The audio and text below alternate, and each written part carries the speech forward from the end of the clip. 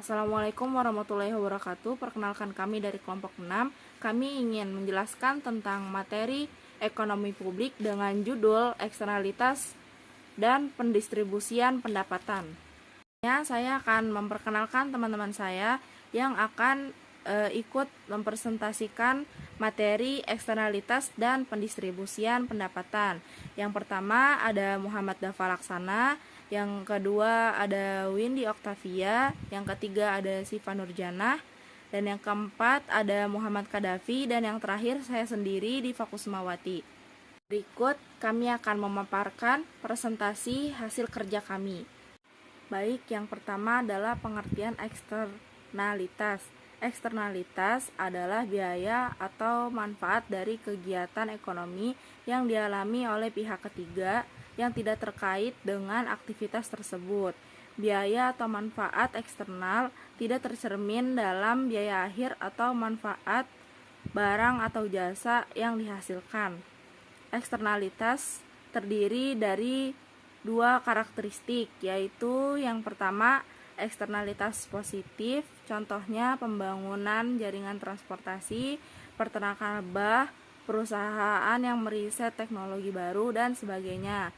Dan yang kedua adalah eksternalitas negatif, contohnya polusi udara, rusaknya ekosistem, dan polusi tanah, dan sebagainya.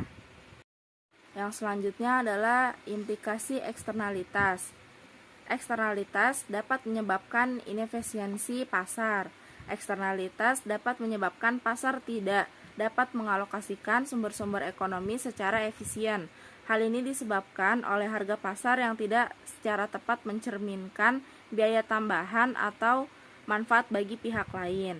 Selanjutnya adalah eksternalitas menurut pribadi atau swasta. Eksternalitas adalah efek yang dirasakan oleh suatu pihak yang ditimbulkan oleh tindakan pihak lain yang terjadi di luar mekanisme pasar. Eksternalitas jika ditinjau dari dampaknya terdiri dari eksternalitas negatif dan eksternalitas positif. Dan jika ditinjau dari pihak-pihak yang melakukan dan pihak yang menerima akibat dari eksternalitas, eksternalitas dapat terjadi dari 4 interaksi, yaitu interaksi eksternalitas produsen bersama produsen, eksternalitas produsen bersama konsumen, eksternalitas konsumen dan produsen, dan yang terakhir eksternalitas konsumen bersama konsumen. Respon publik tentang eksternalitas. Eksternalitas timbul akibat salah satu atau lebih prinsip-prinsip alokasi sumber daya yang efisien tidak terpenuhi. Alokasi sumber daya yang tidak terpenuhi terjadi karena beberapa faktor, yaitu keberadaan barang publik. Keberadaan barang publik adalah barang yang dikonsumsi individu tidak mengurangi konsumsi orang lain. Ciri utama barang publik yaitu merupakan konsumsi umum yang tidak bersaing dalam konsumsinya dan mengabaikan yang lainnya. Sumber daya bersama. Sumber daya bersama tidak jauh berbeda dengan barang publik. Hanya saja milih sifat bersaing sehingga mengurangi peluang bagi orang lain. Pendistribusian pendapatan. Distribusi pendapatan memiliki pengertian penyebaran pendapatan.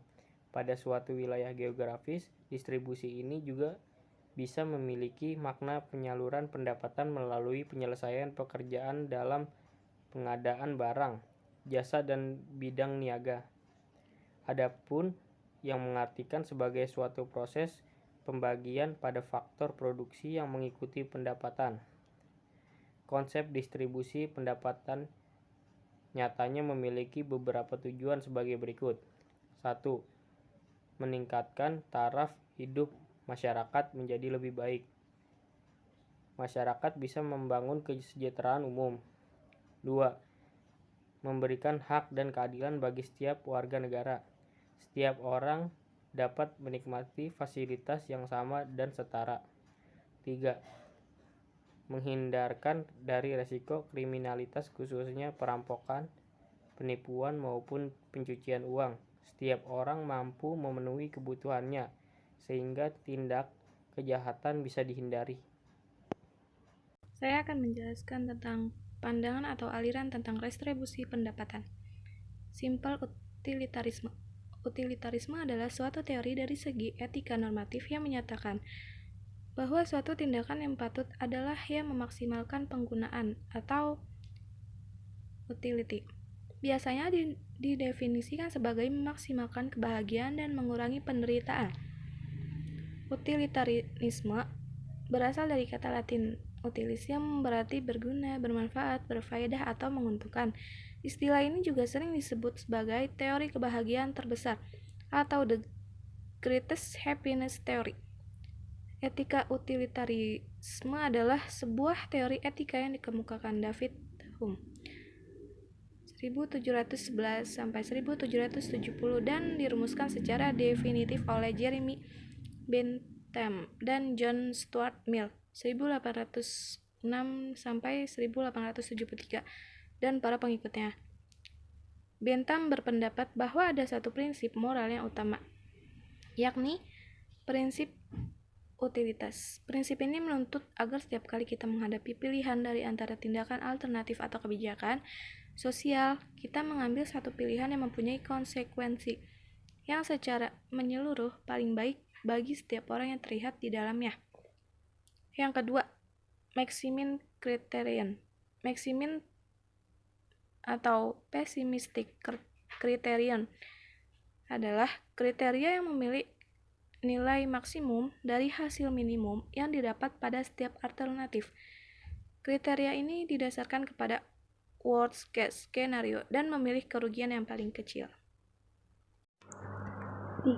Pareto efisiensi Pareto atau optimalitas Pareto adalah keadaan ekonomi di mana sumber daya tidak dapat dialokasikan kembali untuk membuat satu individu menjadi lebih baik tanpa membuat setidaknya satu individu menjadi lebih buruk. Efisiensi Pareto menyiratkan bahwa sumber daya dialokasikan dengan cara yang paling efisien secara ekonomi, tetapi tidak menyiratkan kesetaraan atau keadilan. Suatu perekonomian dikatakan dalam keadaan optimum Pareto ketika tidak ada perubahan ekonomi yang dapat membuat satu individu menjadi lebih baik tanpa membuat setidaknya satu individu lainnya menjadi lebih buruk. Non-individualistic viewers. Individualis mempromokasikan pelaksanaan tujuan dan keinginan seseorang dan untuk menghargai kemandirian dan menganjurkan bahwa kepentingan individu harus didahulukan dari negara atau kelompok sosial sambil menentang campur tangan eksternal atas kepentingan sendiri adalah masyarakat atau lembaga. Baik, saya akan menjelaskan slide yang paling terakhir.